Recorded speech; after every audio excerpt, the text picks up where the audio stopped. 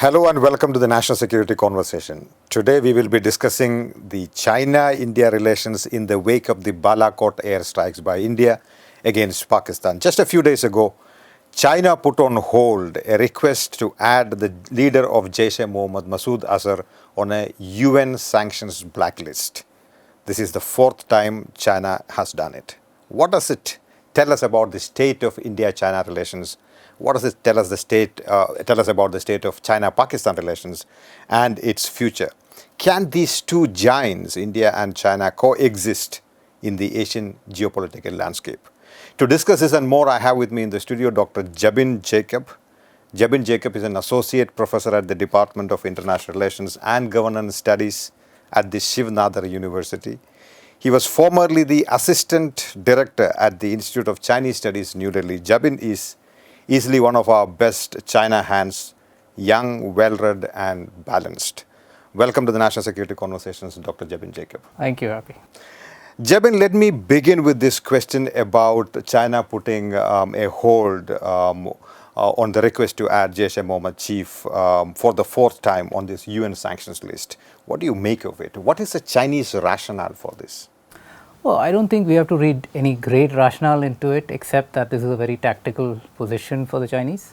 The Chinese wish to support their friend Pakistan, and especially in a scenario where Pakistan and India have just had a minor confrontation, on their borders.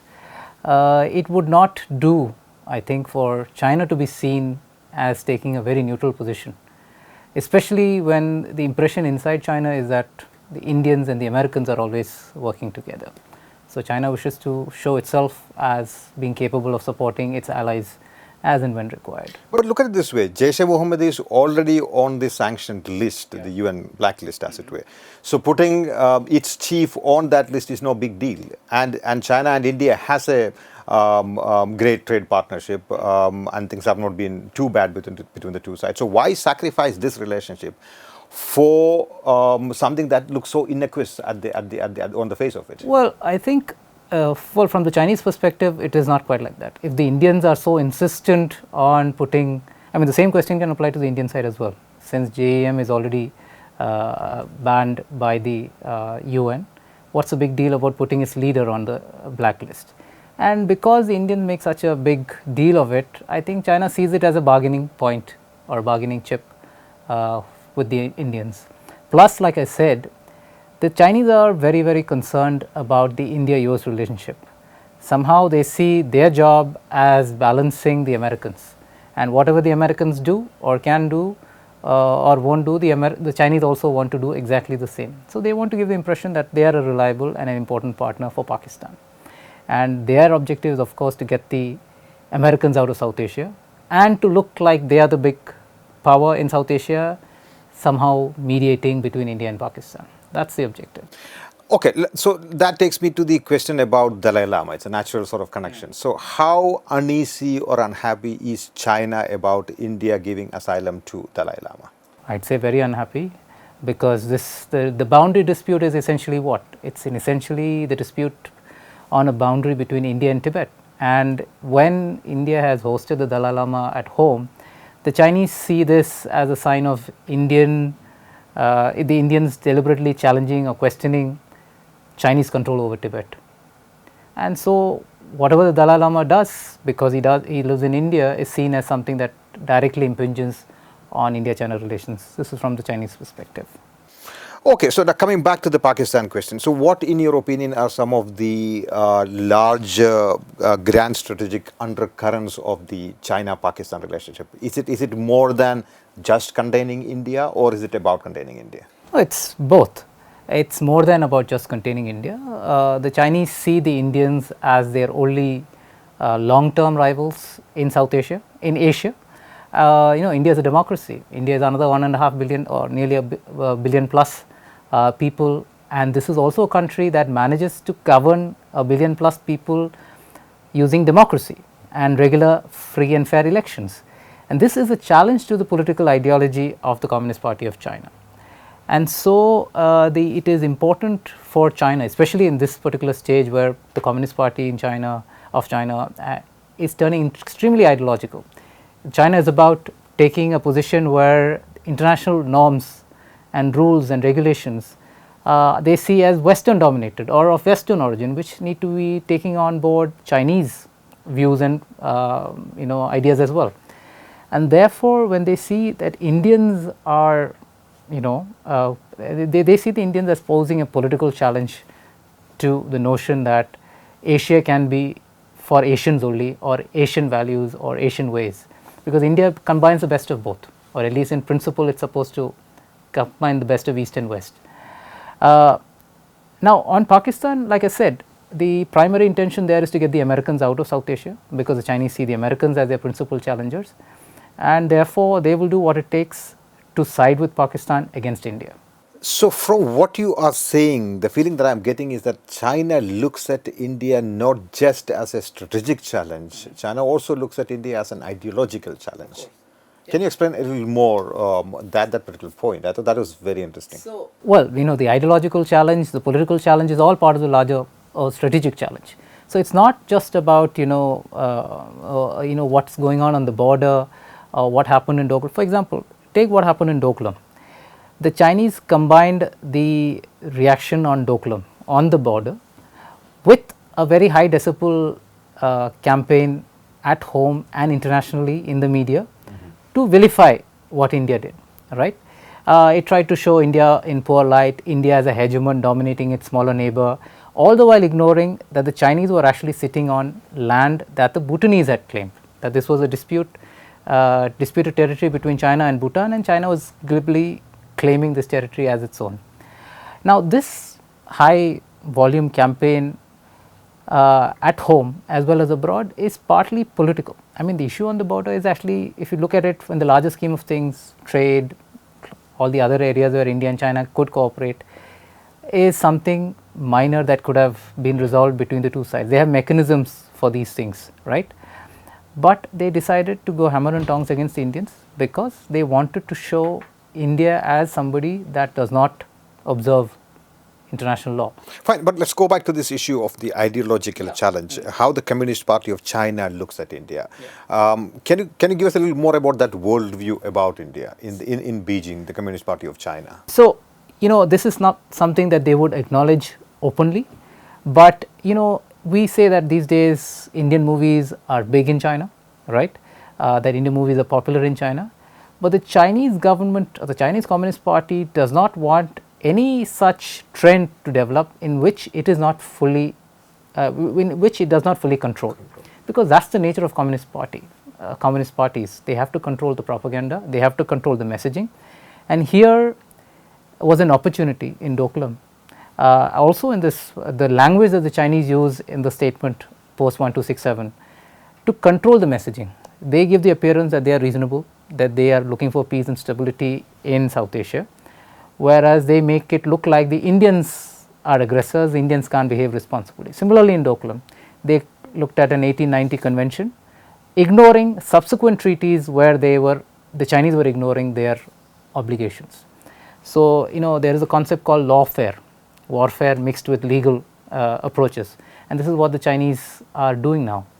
They do not engage in kinetic conflict, actual physical fighting, but they set the ground to undermine a country's legitimacy by engaging in propaganda, using spurious legal arguments sometimes. I mean, they look at Britain, for example, with Brexit and say, look, this is a problem with democracy.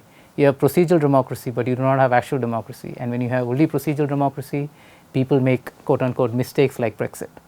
So, in a way, it's playing into the general feeling that, well, Britain made a mistake, or the US elected Trump, but you see, this is what you get if you follow democracy the way the Westerners do. Okay, let's come back to the China-India equation.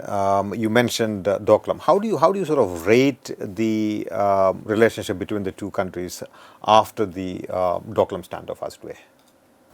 Well, post Doklam, of course, both sides understood that there were, things that they had let things get out a little bit out of hand, and then there was also the issue that Trump in the US was turning the American attention rather very strongly on, in a very America first, as he says, very inward looking domestically, but also very hard on its allies abroad, as well as targeting China. And this, the Chinese, plus of course he launched a trade war, and therefore in India, on our side, we had the pressure of upcoming elections. Our government had the pressure of upcoming elections. So one of the results of Doklam standoff is the Wuhan summit, so-called Wuhan spirit. Now I read the Wuhan spirit as something entirely very tactical on both sides. The Americans, the Chinese had the pressure of the American trade war, the trade war with the Americans, and the Indians had the pressure of the elections. And in India, you know, China doesn't really affect elections, Pakistan does. Emotive issues, emotional issues, religious issues is what. But still, pinpricks from China could potentially be a problem for the government going into elections. Absolutely, and which is why I think the government has decided to lay low and not name China in the statement that the MEA made post the 1267 committee decision, because clearly the government doesn't want to get the Chinese breathing down its back when in election season, because you see the same problem that the Chinese face in at home, when people will ask, look, why are you trying to get into a fight with the Americans when you can't handle the problem of India, right? Same thing we will ask here. Is China the bigger problem, strategic problem, or is Pakistan the biggest problem? And I think any realist, any long-term thinker will accept in India that China is a larger problem that we have, all right? Maybe we will not go into a war with it, but politically, economically, and then even on issues like climate change, where we used to cooperate, China is becoming a challenger. Jabin, you said that, if I may paraphrase you, you said Doklam tamed India to some extent. Is that what you were trying to get? You talked about the moderation in the language that the MEA spokesperson used in sort of responding to China blocking Masooz Azar's blacklisting, etc. It didn't even take the name, China's name. If you look at the rhetoric from the Indian side about Quad and containing China, all of that has basically reduced since the Doklam standoff. So does that mean that there is now a rapprochement between the two sides based on understanding that China will not have any pinpricks vis-a-vis India, and India will try not to irritate China? Am I getting it right? So, well, tamed India is not, I mean, I wouldn't say that, but nor would I call it rapprochement. Okay. I think there is some sort of a tacit understanding that these shouldn't, the two countries should not engage in making life difficult for each other. Maybe they don't say it in so many words, but it's understood that China's international context is this and India's domestic context is this. And I don't think that just because the Quad is not mentioned right now, it means that the Quad is completely out of the, dead in the water. I think there is a very clear understanding within sections, important sections in the government and in the strategic community in India, that it was a mistake to have let the Quad die a slow death in its first avatar, and that all that has happened is China has built up its capacity and engaged in something like the South China Sea reclamations because there was nobody to challenge China, all right? And China has basically under the radar done all this, and there is nobody. Now it's too late to stop them or too late to roll them back. So I don't think the Quad has disappeared. We have to see, of course, what the situation will be after the elections in India, and I expect that the situation between India and China is likely to sort of not be so easy after the election. Rahul Gandhi tweeted, weak Modi is scared of Xi. Not a word comes out of his mouth when China acts against India. Basically trying to say that the Indian side is going easy vis-a-vis China because it doesn't want to be pushed against the wall by the Chinese. How much do you agree with what the Congress president is saying, or do you disagree with him completely? No, I think what the Congress president is saying was also true in many respects of the previous administration. So it's not as if the case that the UPA did not go easy on China. I mean, the Quad essentially fell through during the UPA's time. But also, I mean, this is political football, which is also a problem as far as I'm concerned, because this sends mixed messages to countries outside about how serious India is dealing with the China challenge. I mean, the External Affairs Minister of State for External Affairs, General V.K. Singh, tweeted right after the 1267 decision that he basically said the Chinese position was akin to the position of some political leaders and parties in India. Again, I think that is just not done, where you sort of conflate a foreign policy issue with a domestic issue and try to impute motives. I think that should be avoided, but both sides, both political parties in power have questions to answer about their policies with China.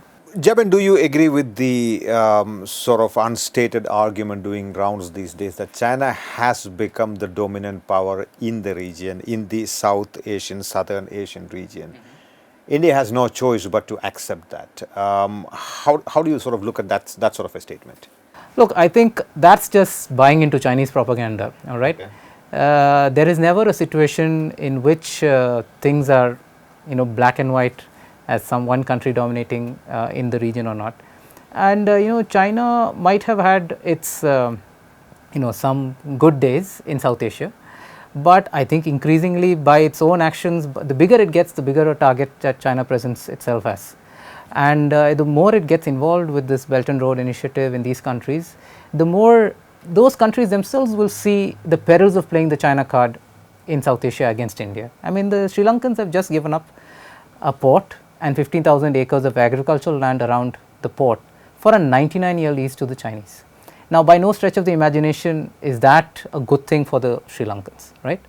And the Chinese are openly offering bribes in different ways to the Sri Lankan political leaders.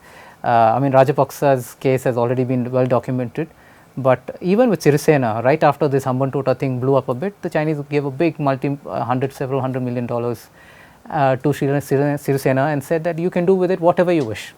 And that's not how governments operate. If accountability, but why should we spite the Chinese when the Chinese are developing ports or roads or infrastructure in the region? Don't infrastructure and ports and roads aren't they useful for all countries in the region? No, I think here the Chinese are absolutely doing a wonderful job in the sense that Asia is infrastructure deficient, and Chinese are the only ones with the capacity to do much of this work. The Japanese do, of course. The ASEAN countries also have their own capacities, but I think the problem here is how do these contracts, these projects work out? It should not be the case that Chinese development today actually ends up worsening that host country's capacities. It shouldn't be the case that Chinese bring their companies, their labor without any knowledge transfer, skill transfer. Some of that is happening. So, you're basically saying there's a need to moderate the Chinese engagement in the region rather than ruling it out completely. That's true, and it's not, the moderation shouldn't be left only up to India or the United States or anybody else. Those countries, those host countries themselves should moderate, have the ability to moderate, and that's where India can score. If that is the argument, Jabin, answer me.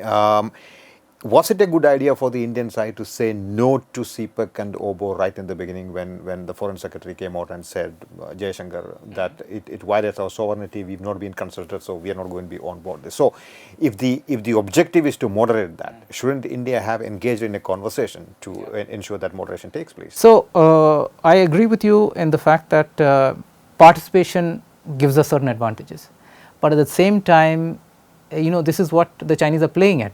They seem to think that they can do whatever they want to do. You see, the Silk Roads, the new Silk Roads is not only about infrastructure projects. It's a political project in which a certain version of history is being put out there. Media is being brought up in these host countries with a certain kind of image of China being built up. I've been to several of these Belt and Road conferences in China, and nowhere in none of those conferences is any role acknowledged for India as a historical power along the old Silk Roads, even though the Chinese claim the legacy of the old Silk Roads to build up these new Silk Roads. Well, you can't blame them if you are not there on the table. Then obviously that history will be sidelined. No, but you see, there are Indian participants at the table, and they completely ignore the fact that India was a player. So fine, I mean, historically we were there. Now maybe we don't have the capacity, but there is no way that they can manage any of these projects without India's participation. I mean, you look at any map of the Belt and Road coming out of China, Indian ports and cities are connected, which means that they see India as important. Why was China so insistent on India's participation at the 2017 Belt and Road Forum? Why is it still insistent on India's participation? Because they see as India as central to the success of the Belt and Road. Now, if that being the case, we certainly have the right to highlight issues of concern to us, but maybe we should not be taking it too far, in the sense that we need to participate in these projects so that we can moderate those projects, we can provide those countries getting on board these projects the ability to stand up to China where they have problems.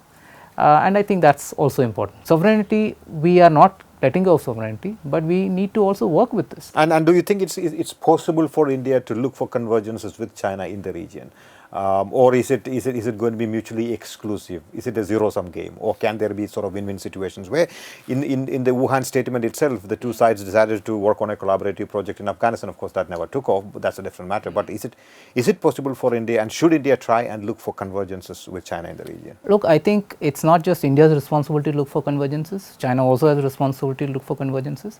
And where I would advise caution on our side is look at issues where infrastructure is fine. There are clear procedures, clear methods, and if it's open tendering, it's not just Chinese companies grabbing all the the moolah or the goodies, then it's fine, because it's a fair and transparent process.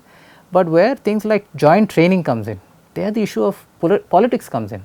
Are India and China on the same page in terms of its approach, their approach to international law, training methods, or training, what is the content of training? I think there we have to be very careful, because if we sign on to that, then we have a problem. And coming back to terrorism, we have this hand in hand anti-terror exercise with the Chinese. Yeah. On the one hand, you blame the Chinese for blocking you, but on the other hand, you have this mixed signal of engaging with the Chinese on anti-terror. I think that's the problem.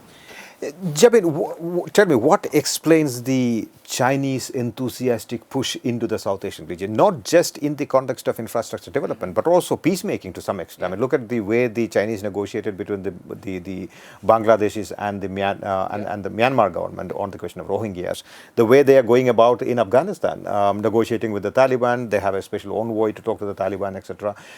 So are we looking at a Chinese state that is going to be engaged deeply at every level in the Asian region, the South Asian region? If so, what explains that? What do the Chinese stand to gain from this?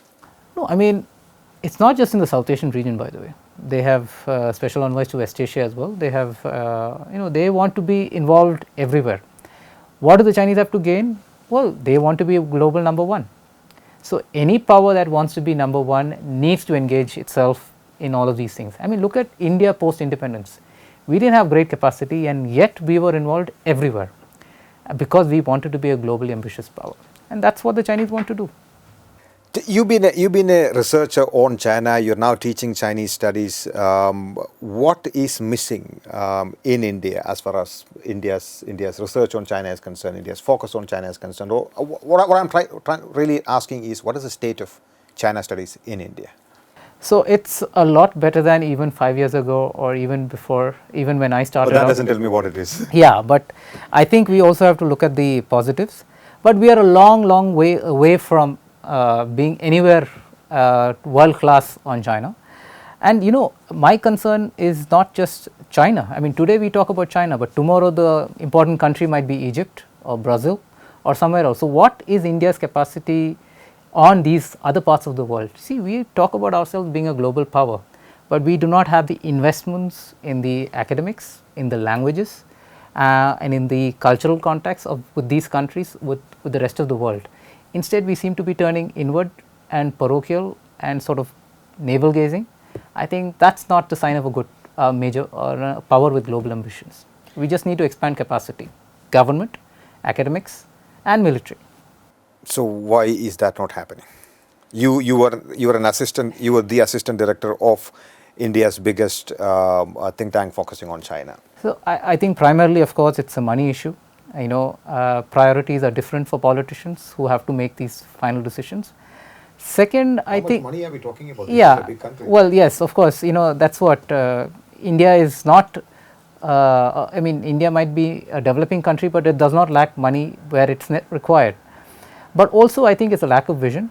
It's a lack of connect between saying we want to be a global power and the willingness to do the things necessary, take the steps necessary, because it requires hard work, it requires investment.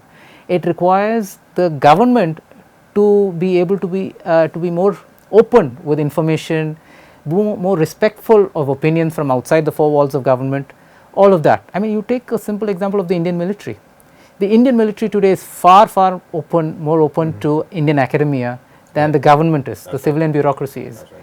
And that is because for the Indian military, things are much more a matter of life and death and of immediate importance and planning, and therefore they realize that they lack the capacity, and therefore they realize that they need to talk to the academics.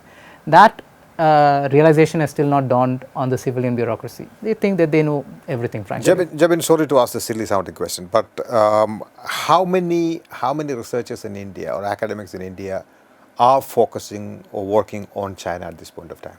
And that's one of our biggest strategic challenges of the future. Sure. I mean, it depends on what you mean by focusing on China. There's a bunch of things that you need to take into account, whether they have Chinese language expertise, whether they have lived in China, have some lived experience of Chinese speaking environment in China or Taiwan, whether they are looking at China full time or whether they are looking at China from as an aside to other disciplinary issues. For example, economists can look at China, but China is not their focus.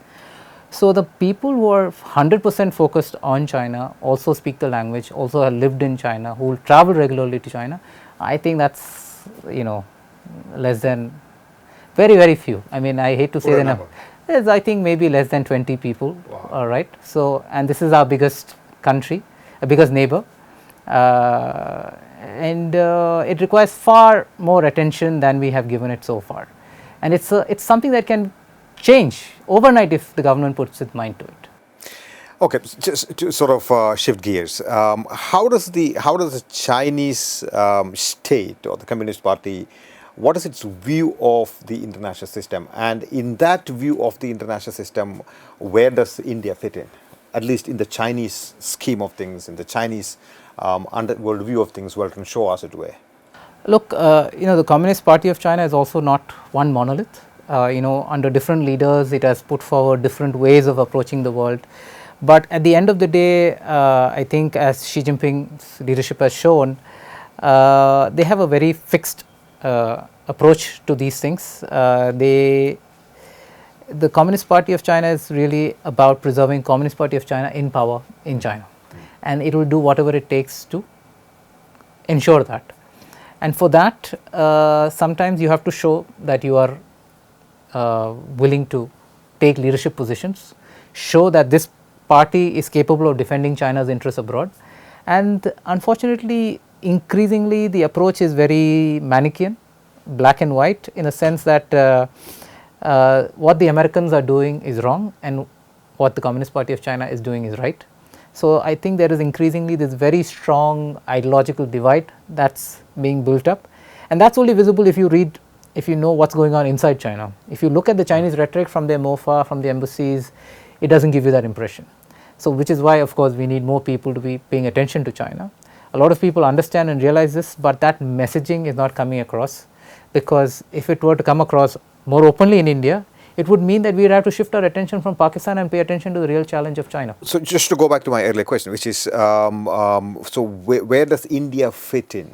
India, like I said, that worldview, as it were. If the Chinese have to acknowledge India as posing a significant challenge, then the Communist Party of China has a problem on its hands, because then it will have to explain to its people why is China focused on the Americans when it has first to deal with the problem or the challenge posed by India.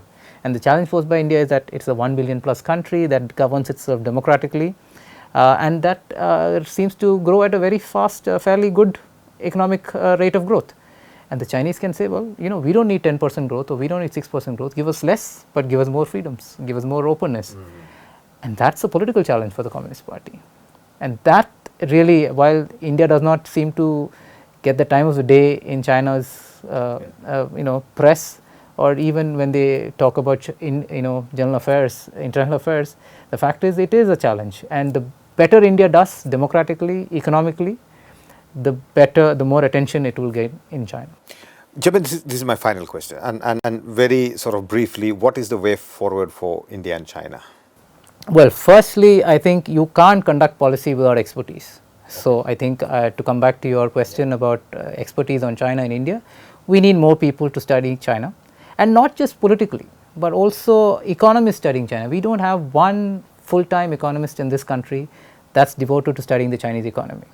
And the Chinese economy is a big economy, it's the world's second largest economy. And if we get all our information from outside, then we have a problem on our hands. I think we also need to reform our civil-military relations.